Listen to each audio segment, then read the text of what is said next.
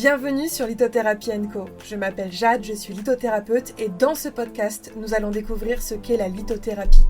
Si vous vous demandez ce qu'est la lithothérapie, ce qu'elle apporte et comment utiliser les pierres au quotidien, alors vous êtes au bon endroit. Toutes les semaines, je vous offre des conseils et astuces pour vous aider à mieux la comprendre et à l'implémenter dans votre quotidien pour un meilleur équilibre de vie. Alors, prêt à mettre en avant votre bien-être grâce aux pierres ? À devenir plus aligné et à gagner en sérénité ? C'est parti pour l'épisode du jour. Et c'est parti pour un battle de pierres. Aujourd'hui, on a le grenat face au jaspe rouge. Et si tu hésites entre les deux, sache que même si les deux sont des pierres rouges et que les deux travaillent sur l'ancrage, elles n'ont absolument pas le même effet sur toi. À peu de choses près. Il y en a une qui va te pousser à l'action et il y en a une autre qui va t'aider plus à consolider. Et oui, et donc laquelle choisir dans ces cas-là? Je te dévoile tout ça dans la battle de pierres. Alors, bienvenue dans le podcast Lithothérapie & Co. C'est l'épisode 244 et on va voir ensemble qui va gagner ce match. En fait, j'avais fait il y a quelques années maintenant, je pense. Ça date, les amis, ça date. Une battle de pierres entre deux pierres bleu ciel du chakra de la gorge. C'était entre l'aigle marine et la calcite bleue. Je te mettrai l'épisode du podcast si tu veux, juste en dessous en description. Et vous aviez adoré parce que souvent vous me dites, mais Jade, comment différencier une même pierre qui a les mêmes couleurs, qui travaille sur le même chakra?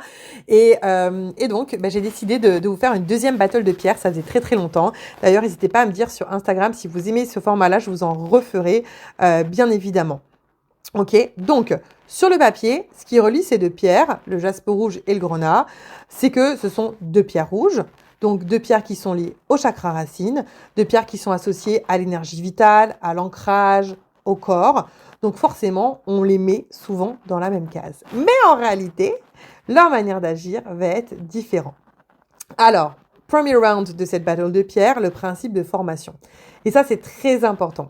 Le principe de formation, c'est comment sont formées les pierres sous terre pour arriver jusqu'à nous. Il faut savoir que le grenat, c'est une pierre qui va se former dans des conditions de forte pression et de haute température. Et c'est souvent lié à des environnements qui vont être métamorphiques ou magmatiques. Donc, c'est une énergie qui va être très intense, très dense et très concentrée. À l'inverse, le jaspe rouge, même si c'est une pierre rouge, ça va être une pierre qui va être sédimentaire. Donc, elle va se former lentement, par accumulation, par l'érosion de ce qui va se passer autour d'elle. Donc, c'est une énergie qui va être plus une énergie de stabilité, de régularité, de choses qui vont être progressives. Ok, donc déjà là on comprend une différence clé entre le grenat qui a une énergie compacte et puissante.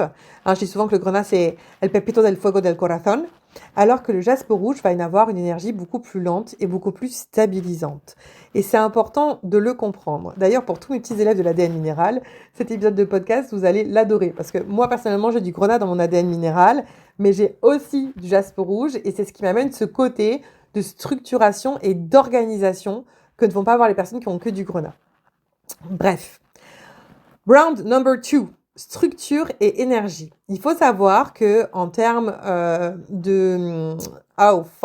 j'ai le mot qui m'est parti de la tête, les amours, je suis vraiment désolée, de structure cristalline, eh bien, le grenat, il va avoir une structure cristalline qui va être assez particulière, puisqu'il va avoir une structure qui va être cubique. Et donc, qu'est-ce que ça veut dire? Ça veut dire que c'est une énergie qui va apporter une énergie qui est quand même stable, parce que le système cubique, c'est une énergie qui va quand même arriver à stabiliser certaines choses. Et c'est ce qui fait que son côté du feu est un peu contenu.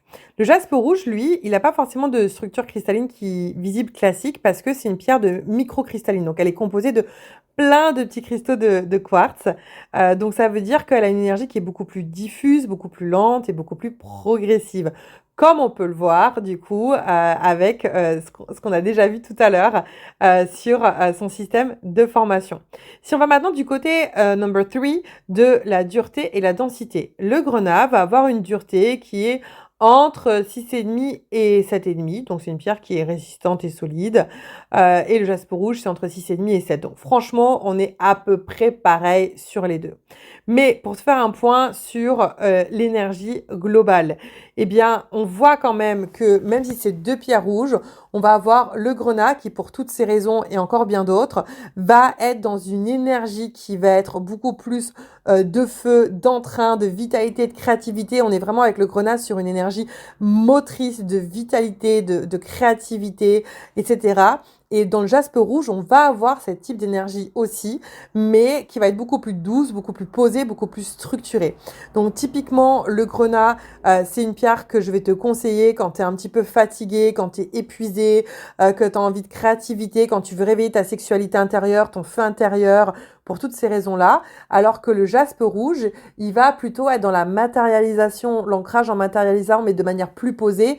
Et c'est pour ça que c'est aussi une pierre parfaite pour l'organisation, pour le fait de mettre les choses en place. C'est une pierre qui a beaucoup plus rassuré et posé. Ok. Donc, on est vraiment dans le grenat de ce mouvement, de ce feu pour avancer. Dans le jaspe rouge, on va avoir cette stabilité pour avancer. Donc, c'est à toi de voir ce que tu as envie d'aller chercher. Mais en tout cas, maintenant, tu connais les différences principales entre le grenat et le jaspe rouge. Dis-moi lequel a conquis ton cœur. Des bisous.